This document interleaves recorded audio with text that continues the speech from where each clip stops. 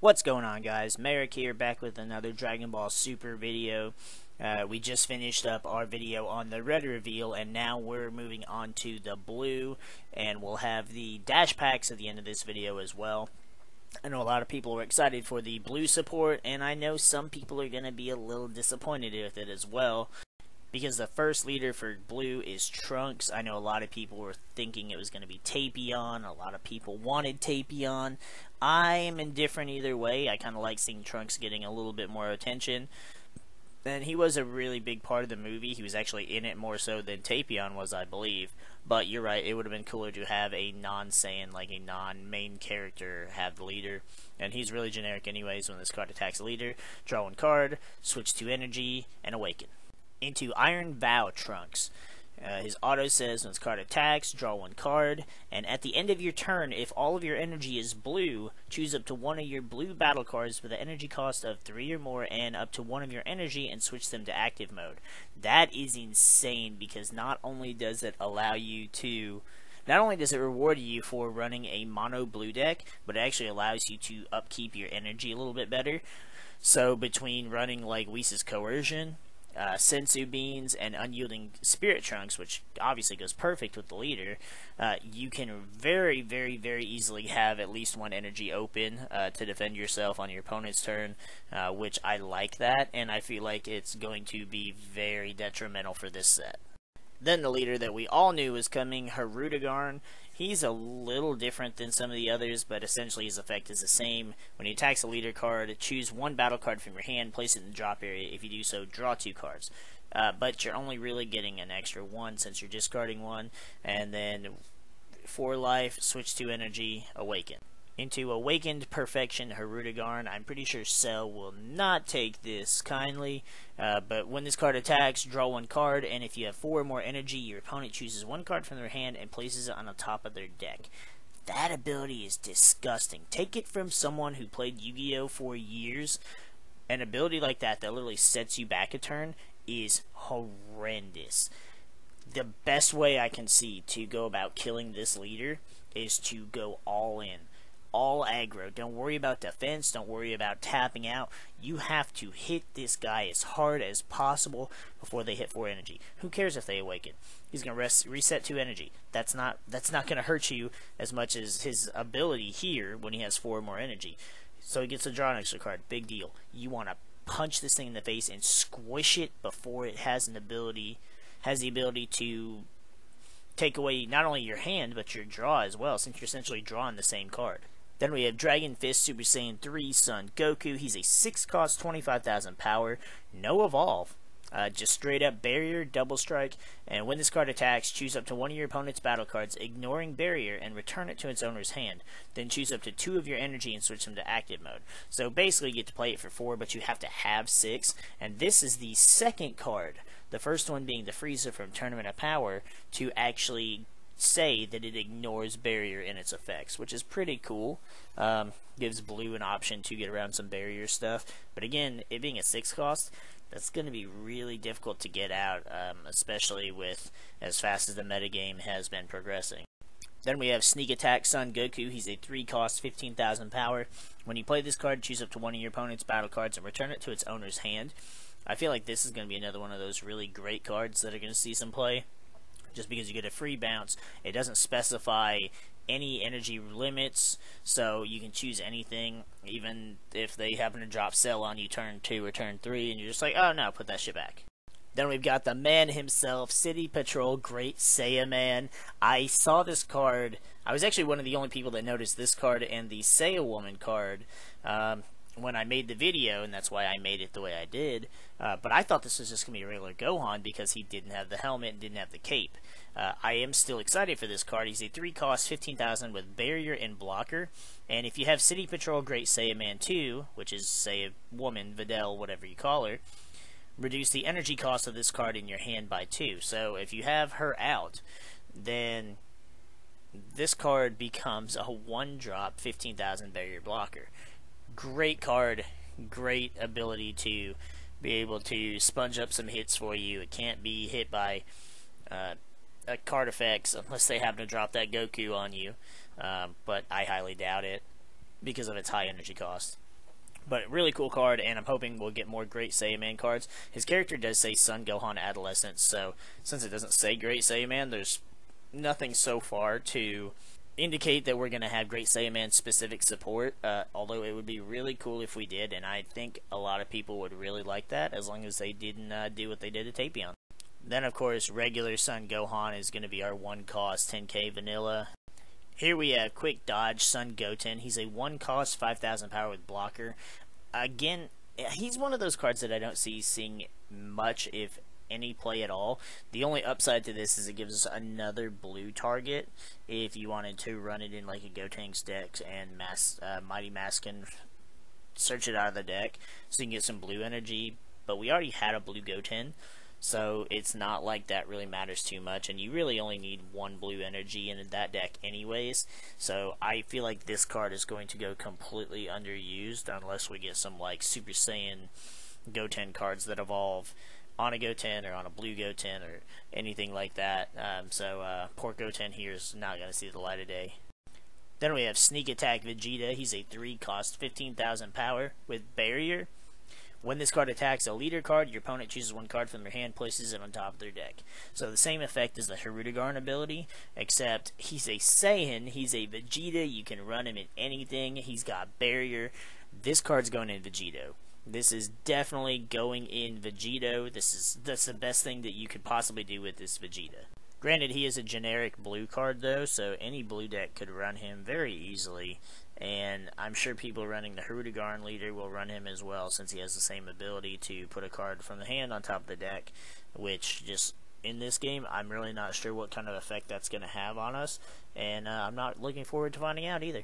Now, since Vegeta is number 31 in the set, and we know Goten is 29, it means that number 30 is going to be a super rare Vegeta, probably the Super Saiyan Blue evolution card that we showed you guys in the last video we did, so it'd be really cool to see what that does and if he has a similar effect. Then we have one of the more insane cards in blue, Oath's Power Trunks. He's a 4-cost 20,000, and if Tapion is in your drop area or your warp, this card gains double strike and barrier, so he's a 4-cost 20,000 with double strike that switches to active mode at the end of the turn, and he has got barrier to protect himself. This Trunks is going to be crazy, especially if we get more Tapion specific support in the future, or more Trunks cards to evolve on top of him. But I don't think we've ever actually gotten a Goten or a Kid Trunks that specifically evolved, so that'd be a cool mechanic to see them add later on in the game. Then we've got Heroic Encounter Trunks. He's a 2-cost 10,000 power. When this card attacks, choose up to 1 Tapion from your deck and add it to your hand, then shuffle your deck. Again, if they add more Tapion support in the future, this will be a really good card to run in it, no matter what the color is. If it's not blue, you just have to splash some blue in to be able to play this card, but he's just a free search, and he doesn't have an energy specification, so that's a really cool ability as well.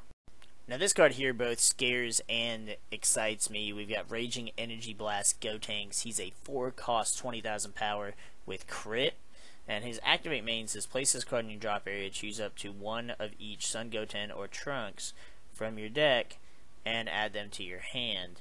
Then choose up to 2 of your energy, switch them to active mode, and then shuffle your deck.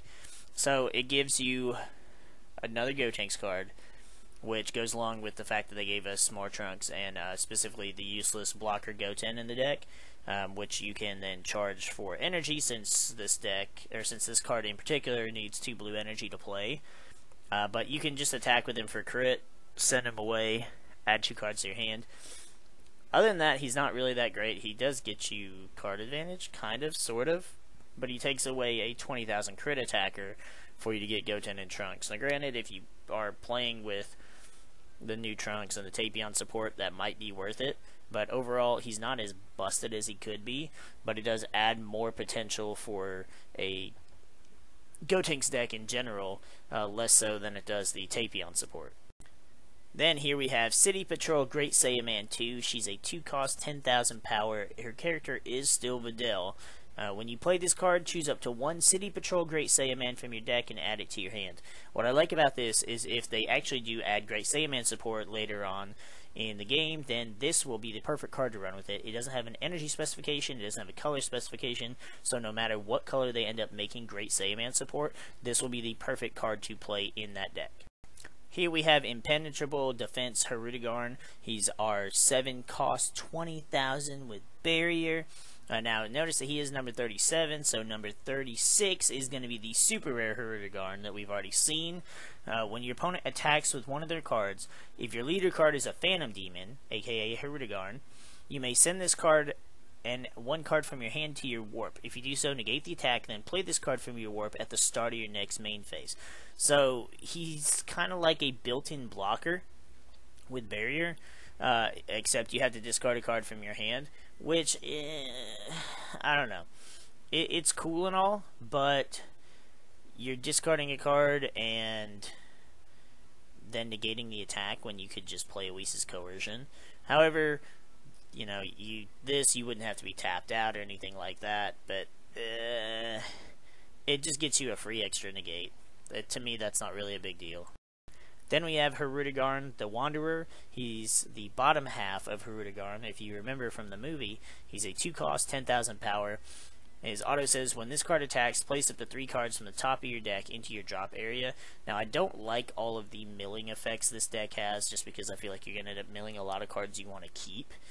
Specifically like your extra cards or your like bigger combo pieces.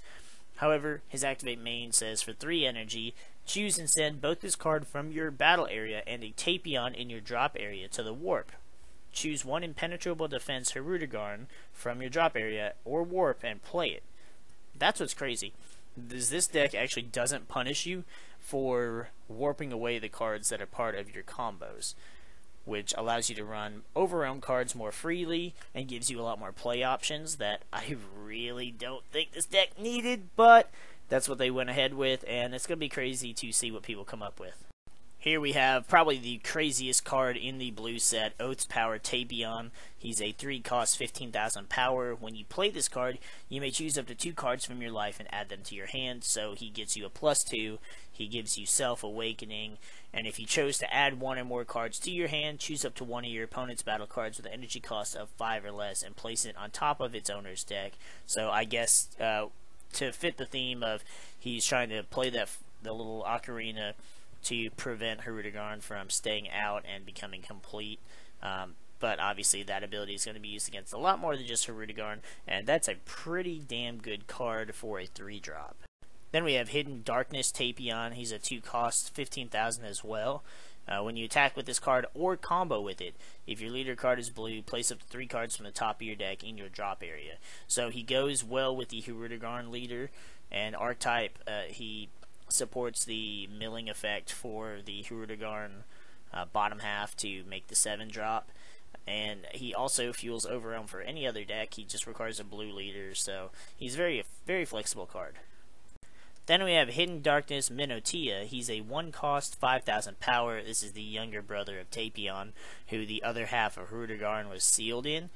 When this card is placed in your drop area from your hand, if your leader is a Phantom Demon, you may choose up to 1 Hirudegarn the Wanderer from your deck and add it to your hand. It's kind of ironic how, despite the fact that and Minotia are all about keeping Hirudegarn from being released, instead they're helping him be released. It goes along with the fact that he is inside them, so it makes sense that he's trying to like get out via them, but it's just kind of ironic to me. Then we have Hoi, Emissary of Flame. He's our super combo. He works a little bit differently than other super combos. If your leader card is a Phantom Demon and your life is 4 or less, you may place 1 card from your hand in your drop area. If you do so, draw 2 cards and gain 10,000 power. So you're not gaining any extra advantage, but you are adding cards to your drop to later use for the Hirudegarn effect. Now, if I remember correctly, there was not a red super combo for set 4, which is kind of odd unless it's going to be one of the super rares, but I highly doubt they would make a super combo a super rare. That'd be a little absurd, especially for players that can't afford to spend that much money on the set to get those cards. But it could be because we have Giru, who works well with both the GT and the Machine Mutant archetypes, so they probably just thought, well, they can just use the old Giru, and they don't need any extra abilities, so once again, red gets shafted in the super combo department. Then we have this disgusting card, Phantom Flame Cannon. It's a 1 cost activate battle, and if your leader card is Hirudegarn, it gains 10,000 power for the duration of the battle. Then you choose up to 1 card in your opponent's hand and place it on top of their deck. Honestly, this is going to be one of the most annoying mechanics that we have to deal with, is placing cards on top of the deck. And it's going to be really funny watching mirror matches of people just putting their cards on top of each other's decks, and nobody has a hand, and everything's all about top decks that you already know what you're going to draw. Then we have Ectoplasm, which is our free counterplay. Choose up to one Hirudegarn in your battle area, send it to your warp, and at the start of your main phase, play that card from your warp. So essentially, it's Hirudegarn protecting himself from being KO'd, and since it's a counterplay, it's going to warp him away before any card comes into effect where their auto would trigger, and potentially either KO him, send him back to the deck, anything like that. So it'll be a cool card to keep Hirudegarn from leaving the field. The last card from the blue set is the Legendary Flute. It's another 0 cost. Activate main if your leader card is blue. Just blue, no other specifications. Choose up to one of your or your opponent's battle cards with an energy cost 3 or less and return it to its owner's hand. If it was your own, draw 1 card. This card is so stupid, the fact that it's free, that it's for any blue leader. I'll probably run 4 of them in all of my blue decks just because it's a free bounce. And if you bounce your own stuff, then you can draw a card. So I'm definitely going to abuse that with Raging Spirit, Son Gohan. And just, as soon as you get him out, you just play him again. That gives you extra combo ability. It gives you extra defense. And this allows you to also draw a card since it was your own card you sent. And that's just crazy. I'm sure there are other ways to abuse it as well, such as like returning a energy boosted Majin Buu to your hand. I'll probably do that as well in Majin Buu. I'm going to abuse the shit out of this card, as will everybody else. Then, as promised, here are the Dash Pack promos. We have Desperate Odds Kefla. I know everybody was wanting a Kefla card, and I'm so glad that it was a hard cast and not a Union Patara, but she's a 4-cost, 20,000 power with Double Strike, and once per turn at the end of a battle after this card attacks, if you have 4 or less cards in hand, switch this card to active mode. She's going to go really well with the cards that we mentioned earlier in the red video that I can't think what they are because I've been up since 5 a.m., and also Gohan, because you can play her for 4 and then play Gohan for 2 instead of just playing Gohan for 6. Of course, you have to have 4 or less cards in hand, but honestly, I don't know. She's an interesting card. It'll give the Kefla fans a card to have that's Kefla, but honestly, the card is underwhelming and probably won't see a lot of play outside of people that really like the character. This is the one I'm most excited for, though. It's Piccolo Jr. Driven to Fight. He's a 2-cost, 10,000 power with Barrier, and he's got Bond 2. When this card attacks, draw 1 card. It'll be really cool to pair him with the Nail that we're getting from this set as well, so you can just get 2 extra draws a turn, and since he has Barrier, he's not going anywhere. Now, he is Piccolo Jr., so you have to keep that in mind when it comes to cards like the 4-drop fully trained Super Saiyan Son Gohan from set 2 that says, you know, get a Piccolo out. You can't get this Piccolo because he's Piccolo Jr. He's also World Martial Arts Tournament Saga, which I don't know if they will or not. They haven't specified, but it would be really cool to see some World Martial Arts Tournament themed support coming out of that expansion box when we finally do get it, or theme box, whatever they've been calling it. Either way, this is probably my favorite of the Dash Pack cards and the one that I'm going to want to get the most. Then we have Ultimate Form Son Goku. He's a 5-cost, 25,000 with Double Strike. If you have 3 or less life, reduce the energy cost of this card in your hand by 1, so it becomes a 4-cost. When you play this card, choose up to one of your opponent's battle cards, KO it. If it was in rest mode, draw a card. More than likely, you're going to be KOing a rest mode card, so you're going to draw a card, and you're probably going to want to play him when you're at low life, so he's going to be a 4-cost. Also, it's another yellow Son Goku, so another card that can be abused in Vegeta. And honestly, I can almost see people starting to just try and build like a mono-yellow Saiyan deck with the Vegeta leader just for some extra bullshit that they could play around with. The final Dash Pack card is Desperate Onslaught Bardock. He's a 4-cost, 20,000. It looks like he's a blue card. He's really not. He has Overrealm 5 and Critical. So automatically the best Bardock Overrealm card that we have.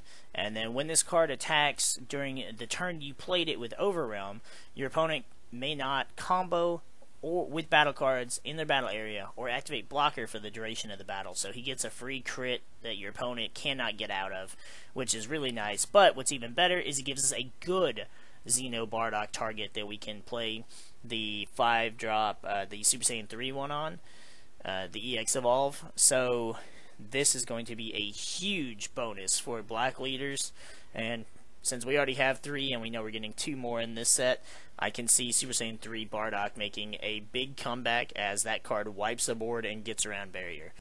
Alright, well that's going to do it for this Colossal Warfare reveal video. Honestly, Blue has some interesting stuff, a lot of problematic cards, and I feel bad for the people that were expecting more Tapion, since Tapion more or less goes with the Hirudegarn, and it makes sense, but we didn't even get the Tapion leader everybody thought we were going to get. I had a feeling it was going to be Trunks anyways, it just made more sense to me, but either way, I'm excited for this set. I'm excited for all of the colors, for one reason or another. Still like the yellow and green support most, and the dash pack cards look great as well. Can't wait to see what the super rares do, and we will be the first to inform you the best that we can. But if you enjoyed this video, if you agree with some of the things that we've had to say about the color or any of the cards in general, make sure you hit that like button down below for us. You know, we appreciate all the support. We appreciate all of our subscribers as well. We're almost to 700 now. We're getting really close to it, and then we'll be a heck of a lot closer to getting to 1,000 as well. The support you guys have given us has been awesome on deck profiles, on these video reveals, just everything in general. Having all these discussions with you in the comments of my videos has been fantastic. Really enjoyed the game, and I really enjoy having all these discussions with you guys, and that's what makes making videos like this just so fun to do. But we're gonna go ahead and get the freak out of here now, because I've been recording all this stuff for a couple hours and it's still early in the morning. So we'll see you guys in the next video.